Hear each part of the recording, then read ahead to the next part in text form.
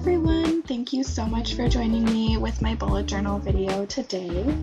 So I am going to be doing a bit of a voiceover for this first video at least, because the theme that I have going on and the overall setup is going to differ greatly from what I did last year.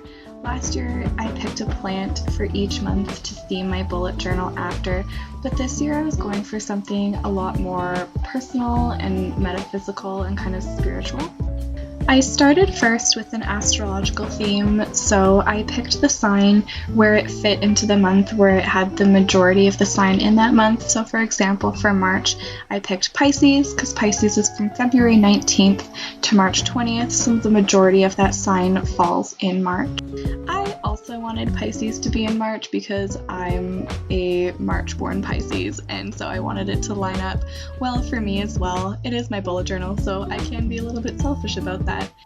I also brought in the constellation in the title page for each, which I do go back and do later because I forgot to do it at the beginning of this.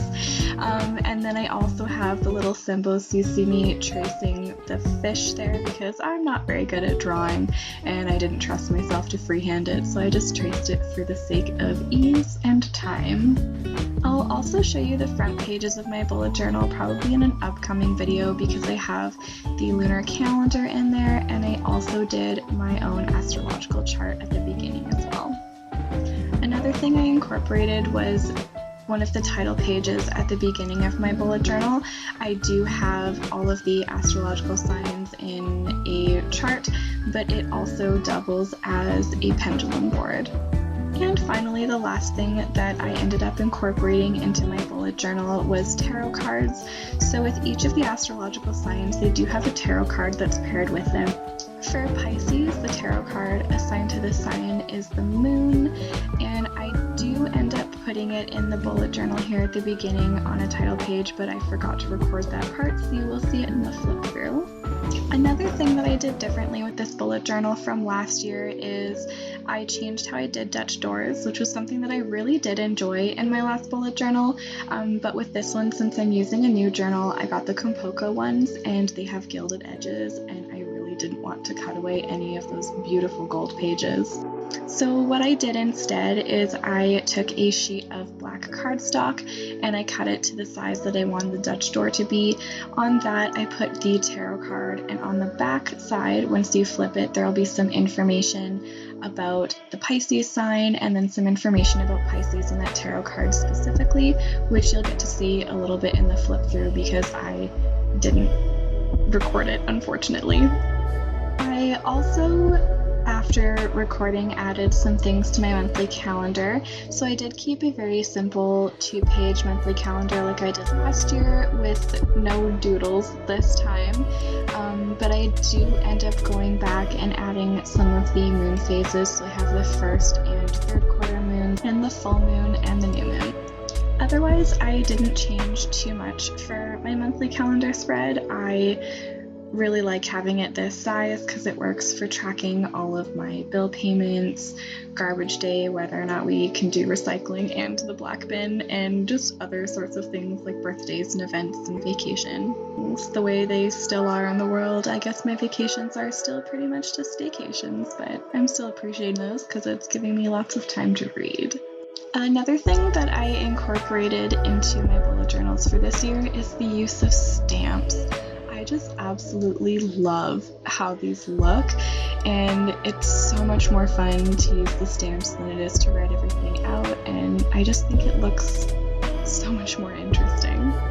I also use stamps later on for like full calendar mini stamps for my weeklies and my habit trackers, which really cut down on the time that it takes to set everything up. I think I set this whole month up in only 2 or 3 hours instead of like half a day like things used to take. Something else that I've been doing differently is being a lot more diligent with goal setting and tracking. So I have pages for yearly goals, quarterly, monthly, and weekly, just to make sure that I'm not setting them and then forgetting about them like I have in past years. So right here, I'm setting up my goals page for the month of March. So I do have weekly calls with a friend of mine where we talk about our goals, what we accomplished this week, and what we're changing for the next week so that we can keep working towards and taking baby steps towards those yearly goals that we've set for ourselves. I've broken everything down into 8 categories for myself. So I have personal, financial, mental health, physical health, hobbies, work, social, and personal. So breaking it down into each of these things is good for me overall, for being able to make sure that I'm able to stay on top of everything. And some of the goals that I'm setting aren't anything that's absolutely outlandish. I do try to keep them to be something that I do think I'm going to be able to achieve that month, and I do make sure that I have room for at least 1 week where I'm feeling down and don't keep on top of anything. This tracker here is a kilometer tracker, so this is for every time I go for a walk, every kilometer that I walk, I get to draw a little tree. That's something that I took from a friend of mine I really liked in her bullet journal. And here's my mood tracker. So I took the Pisces symbol and I turned it into the mood tracker for the month. This is something that I'll continue doing for each sign as the rest of the year goes on. I really liked how this one turned out. It took me forever. I probably drew it out multiple times before I finally got all the spacings right for all of the numbers. I also switched up the colors that I use for my mood tracker because I found that the colors I was using last year didn't really cover the range in what I'm feeling. And then for each square, I found it really hard to assign just one color for the entire day. So what I've been doing is anything in the top half of the square is my morning, and then the bottom half is my afternoon. I have found that being on track with my goals and working towards these more consistently has really helped improve my overall mood, and I had so many more bright, cheery colors the past couple of months than I've been having lately, and I'm very thankful for that. Next, after this, we're going to move on to my habit tracker, and you'll see that using the stamp has made it so much faster to set this page up, and I think this is where I've saved the majority of my time in my bullet journal setup, is with these stamps.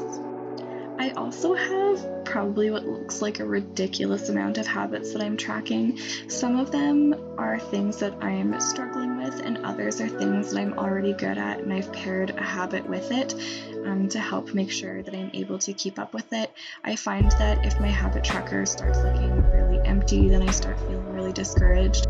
So this way, if I do have habits that I know I'm more likely to be able to succeed with, it helps me make sure that I am going back to this tracker every day and filling it in, and then I'm more motivated to continue to work on the ones that maybe I'm not being as successful with.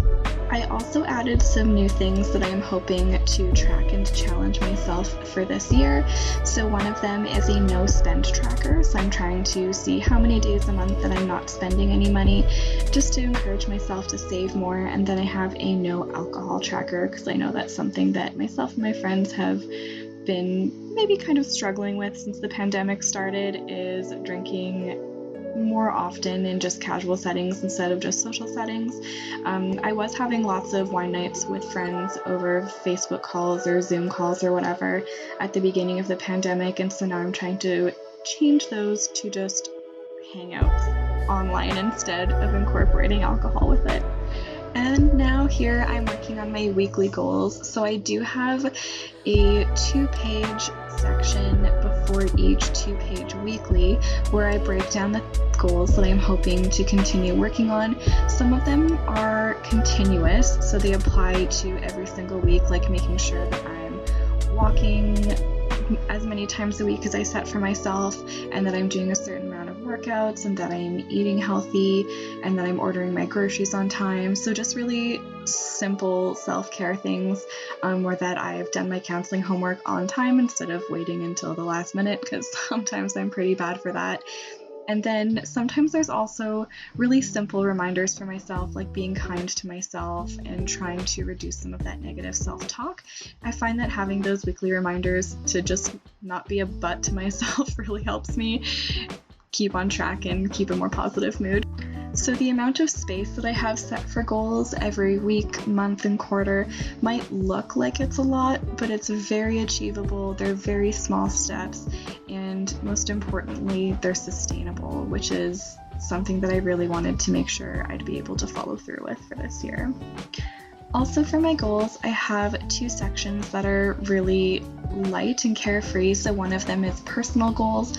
So those are mostly just treating myself and some of that more easy, simple self-care like face masks and painting my nails and just doing those nice little things for myself every week. And then I also have a section of my goals for hobbies as well.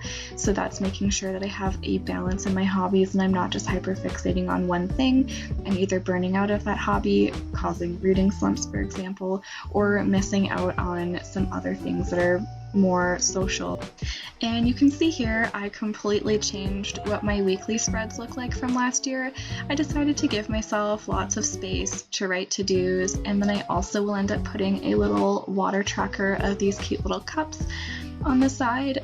So that's each little cup is 500 milliliters because my goal is to be drinking about 3 liters of water a day. I don't always hit that, but as long as I hit 2, I count that as a good day.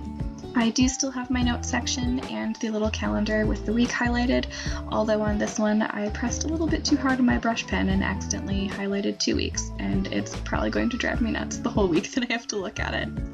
But yeah, that's pretty much everything that I've changed for my bullet journal for this year. I simplified the setup, but I did give myself a lot more room for planning and goal tracking and setting. So I hope that you enjoyed the bullet journal video and enjoy the flip through. Bye!